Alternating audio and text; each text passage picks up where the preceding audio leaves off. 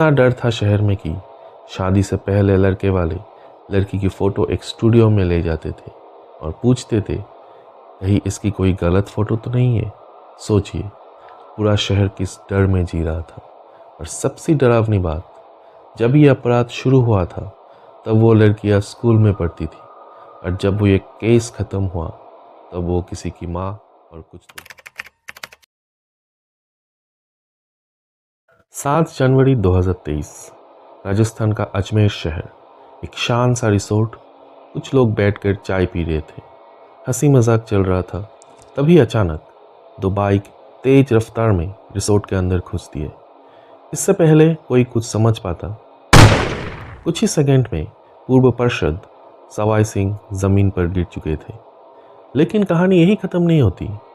हमलावर भागते नहीं, वो खुद पुलिस स्टेशन गए और बोले हमारा बदला पूरा हो गया। बदला? किस बात का बदला?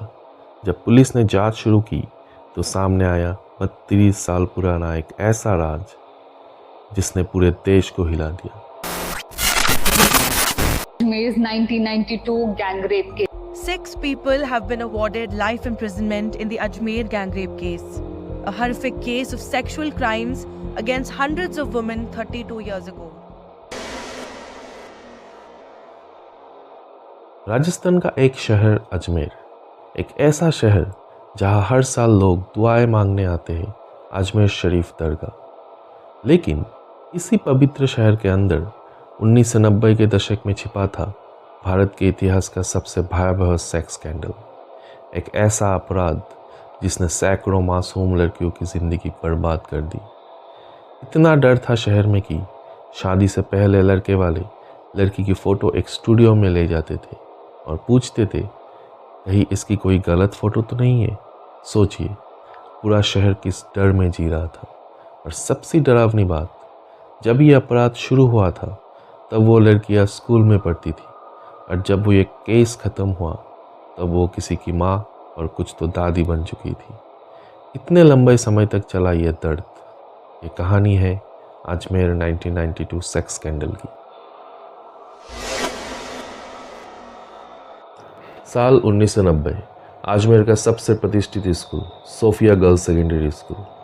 क्योंकि यह गर्ल्स स्कूल थी, इसीलिए इस स्कूल की लड़कियों को बाहर के लड़कों से मिलना मना था। फिर भी क्लास 8 की एक लड़की की मुलाकात होती है फारूक चिश्ती नाम के एक लड़के से। फारूक उम्र में बड़ा था। दोनों में दोस्ती हुई और ये दोस्ती धीरे धीरे प्यार में बदल गई। लड़की उस पर भरोसा करने लगती है। धीरे धीरे दोनों करीब आते हैं। एक दिन फारूक उसे अपने फार्म हाउस बुलाता है। वो वहाँ जाती है और वही उसकी ज़िंदगी बदल जाती।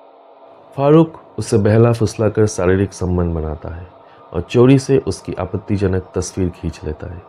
जब लड़की रोकर तस्वीर मिटाने की गुहार लगाती है तो फारूक हंसने लगता है और कहता है, अगर कि तुम चाहती हो कि मैं तस्वीर मिटा दूँ तो कल तुम अपने एक सहेली को लेकर इस फार्म हाउस आओ, वरना यह तस्वीर पूरे शहर में होगी।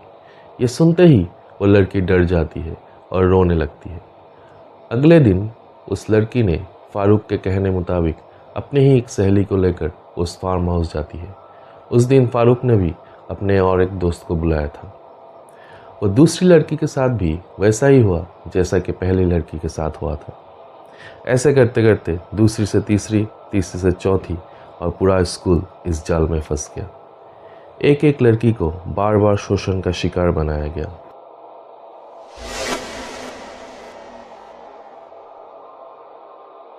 अब सवाल उठता है कि कोई आवाज़ क्यों नहीं उठा रहा था? क्यों चुप था पूरा अजमेर? जवाब छिपा था फारूक की पहचान में। अजमेर में अजमेर शरीफ दरगाह, जहां हर साल लाखों लोग आते हैं, इस दरगाह की देखभाल चिश्ती परिवार करता था, यानी धार्मिक प्रभाव बहुत बड़ा था। और फारूक यूथ कांग्रेस का प्रेसिडेंट भी था। धार्मिक ताकत, राजनीतिक ताकत, ऊंचे संपर्क, कोई बोलने की हिम्मत नहीं करता था। कुछ लड़कियों ने शिकायत की लेकिन कार्रवाई नहीं हुई, बल्कि उनके ही परिवार ने अपनी इज्जत के लिए उन्हें चुप करा दिया। साल 1992 तक फारूक के साथ और कई नाम जुड़ चुके थे। वो सभी काफ़ी प्रभावशाली लोग थे। इतना ही नहीं, कई बार इन बेबस लड़कियों को डर दिखाकर राजनीतिक नेताओं के पास भी भेजा जाता था। उधर लड़कियां रोज रोज ये अत्याचार सह रही थी, ना सह पा रही थी, ना किसी को बता पा रही थी, अंदर ही अंदर टूटती जा रही थी।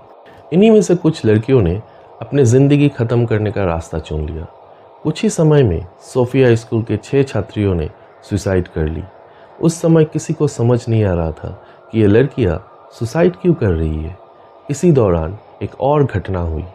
उस समय आज की तरह डिजिटल कैमरा नहीं थे। फ़ोटो खींचने के लिए फिल्म रोल का इस्तेमाल होता था, जिसे नेगेटिव कहा जाता था। फ़ोटो प्रिंट करवाने के लिए स्टूडियो जाना पड़ता था। जिस स्टूडियो से फारूक और उसके साथी तस्वीर प्रिंट करवाते थे, वहीं से कुछ फ़ोटो लीक होकर लोगों के हाथ में पहुंच गए। इस तरह कुछ आपत्तिजनक तस्वीरें पहुंच जाती है अजमेर के एक स्थानीय पत्रकार मदन सिंह के पास। मदन सिंह एक लोकल अखबार में काम करते थे। उन्होंने इन तस्वीर की जांच शुरू की और जल्द ही उन्हें सुसाइड करने वाली लड़कियों से इसका संबंध मिल गया। अब पूरी सच्चाई उनके सामने थी। उन्होंने पुलिस और प्रशासन से मदद मांगी, लेकिन किसी ने उनकी मदद नहीं की, बल्कि उन्हें चेतावनी दी गई, ये खबर मत छापो, तुम्हारी जान खतरे में पड़ जाएगी। लेकिन मदन सिंह नहीं माने। उन्होंने खुद अपने अखबार में अपराधियों की तस्वीर के साथ पूरी खबर छाप दी। ये खबर सामने आते ही पूरा देश हिल गया। लोग सड़कों पर उतर आए, लेकिन अपराधी नहीं रुके। एक रात सुनसान सड़क पर मदन सिंह का पीछा किया गया। उनकी बाइक रोककर उन्हें गोली मारी गई। वो किसी तरह वहाँ से बचकर अस्पताल पहुँचे, लेकिन हमलावर अस्पताल में घुसकर उनको गोली मारकर हत्या कर दी। इस हत्या का मास्टरमाइंड था सवाई सिंह। यही से शुरू होती है उस बदले की कहानी, जिससे हमने वीडियो शुरू किया था।